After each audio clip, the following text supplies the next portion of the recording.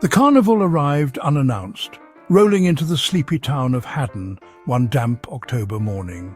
Its garish tents unfurled in the pale dawn light like monstrous flowers, blooming in vibrant reds, yellows and greens against the bleak fields on the town's edge. By midday, the smell of fried dough and caramel filled the air, mingling with the distant wail of a calliope. The townsfolk, eager for a distraction from their dreary routines, flocked to the fairgrounds, blissfully unaware of the horrors lurking beneath its cheerful facade. As night fell, the carnival transformed. Strings of multicolored lights cast flickering shadows that danced like spectres. The calliope's jaunty tune became a haunting wail, the kind that burrows into the back of the mind where it festers. Somewhere in the dark a hidden presence stirred, watching, waiting. The first to vanish was a boy no older than 10. His parents lost sight of him in the House of Mirrors, a labyrinth of twisting glass and dazzling lights. The attraction was notorious for its tricks, its shifting walls and angled mirrors, making it nearly impossible to find the exit. But the boy's disappearance wasn't an illusion.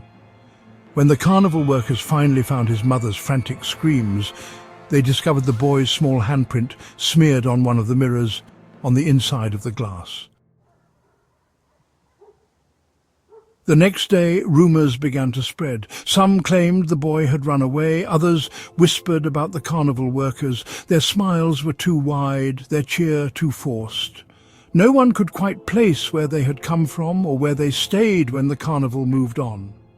Still, the fairgrounds were irresistible. The tilt-a-whirl spun faster than any other ride in town history, and the Ferris wheel reached heights that offered glimpses of the entire valley. At dusk, the carnival's floodlights lit up the sky, promising escape from the monotony of small-town life.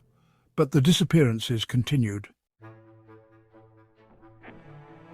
A group of teenagers dared each other to explore the haunted house, a sprawling wooden structure painted with grinning skeletons and leering ghosts. Inside, animatronic monsters leapt from the shadows, their movements jagged but oddly lifelike. The teenagers laughed nervously, weaving through dark corridors as the carnival's soundtrack screamed in their ears. The screams that followed weren't recorded. The last one out, bloodied, trembling, was the only witness. She told anyone who would listen about the monster inside, a man in a carnival uniform who moved silently, blending with the grotesque displays until it was too late. Authorities searched the haunted house but found nothing except an overturned fake coffin and splintered floorboards. The rest of the group was gone, their fate left to speculation. By now, the town should have been suspicious, but the carnival had a strange pull. People rationalized the disappearances. Maybe the teenagers had run away, desperate for freedom from their oppressive small-town lives. Maybe the boy in the mirrors had been a tragic accident. The carnival workers smiled knowingly, their faces unreadable masks, as more townsfolk paid for tickets and stepped into their glittering death trap. Behind the bright lights and festive music, the killer worked methodically. He wore the carnival's colors, a faded red vest, yellow neckerchief and striped trousers, blending seamlessly with the workers who moved like phantoms among the attractions. Each night, he stalked his prey through the carnival's maze of thrills and distractions, choosing victims who wandered alone. His traps were ingenious, merging seamlessly with the rides. In the funhouse, floors collapsed into dark pits lined with jagged shards of glass. The tilt-a-whirl spun until centrifugal force hurled riders into oblivion. A lone soul who dared the Ferris wheel at midnight found the safety bar loose, the wind pulling them into the starless void. The carnival's ringleader, a corpulent man with a booming laugh, was quick to dismiss any concerns. Accidents happen, he told anyone who asked. Behind closed doors, he counted the extra earnings each night, never questioning the thin red stains on some of the bills. One by one, the town's population dwindled. The missing were never found, and any attempt to investigate the carnival ended in frustration. The workers were tight-lipped, their stories rehearsed and unshakable. By the time anyone realized the full extent of the carnage, it was too late.